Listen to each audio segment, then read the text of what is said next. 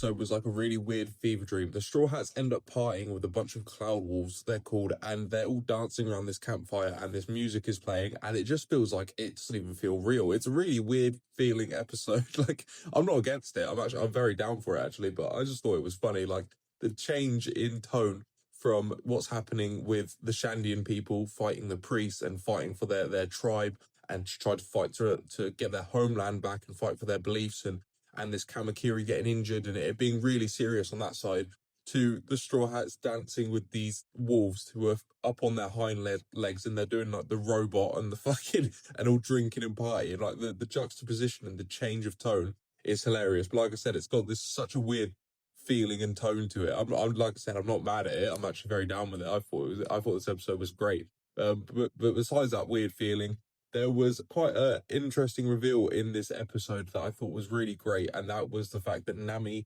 sort of discovered that the old map of Jaya, mixed with the current knowledge that they may have figured out where the City of Gold actually is, and that is based off the book that Nolan made, or the notes that Nolan made that they read, and that is about the gold in the right eye of the skull, and it sort of correlates to that map in that sort of way. So based on that, Nami has sort of found the location of what she believes to be the location of the City of Gold, and that is where the Straw Hats are going to be heading next. But I thought the way that all sort of tied together was really well done, and this arc in general has been really well written in terms of its mysteries and the slow progression of, you know, the discoveries and stuff like that. Every episode there's been like almost like a revelation or something like that, or something new discovered, and I think it's been great. In the middle of this party with the wolves, Ganful wakes up and he's having a conversation with Robin as he's watching them all dance. He seems quite like intrigued, or he seems quite happy when he's watching all these people dance all together, because I feel like he probably has been in so many battles and so much like war and stuff like that. Just seeing these sort of people just have a good time together is probably quite nice for him. But he reveals to Robin why Upper Yard is what it is, why it is a sacred ground, and that is to do with the dirt, with the soil, essentially what the Sky people called Viarth or Verth or something like that. But basically what it is because they don't get that naturally in the sky and it's able to, you know, grow plants and life essentially, it's considered really important to the Sky people, and that's why this land is considered a sacred place, which makes a lot of sense, which is interesting. I mean, to us, dirt is dirt, you know, it is what it is. But to these Sky people, it's everything is really, really important. There is still quite a lot to be discovered, I imagine, in the Upper Yard. We still don't even know what a Nell looks like, but I feel like we have a lot of context as to what's going on right now. The world building in One Piece is second to none.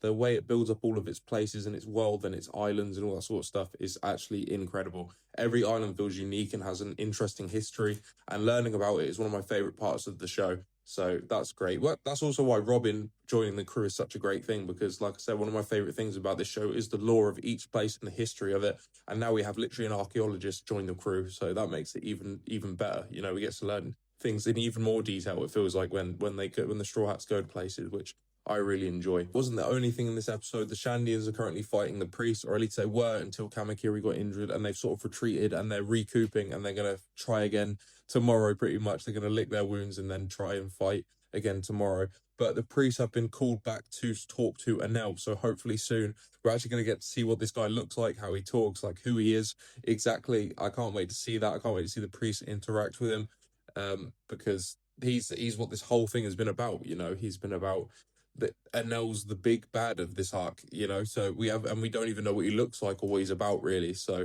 when that gets revealed, I think it's going to be very interesting, and I think it's going to add a whole new context and perspective on the arc itself. But yeah, this episode was great. Like I said, very weird in a good way. Like, it was very fun to see the Straw Hats all just sort of partying together. It's one of my favorite things to see. It's the Straw Hats just hanging out and partying, and seeing them dancing and drinking with these Cloud Wolves was a very strange experience, but it was very fun as well. So, but yeah, this episode was great, and I can't wait to see what happens next.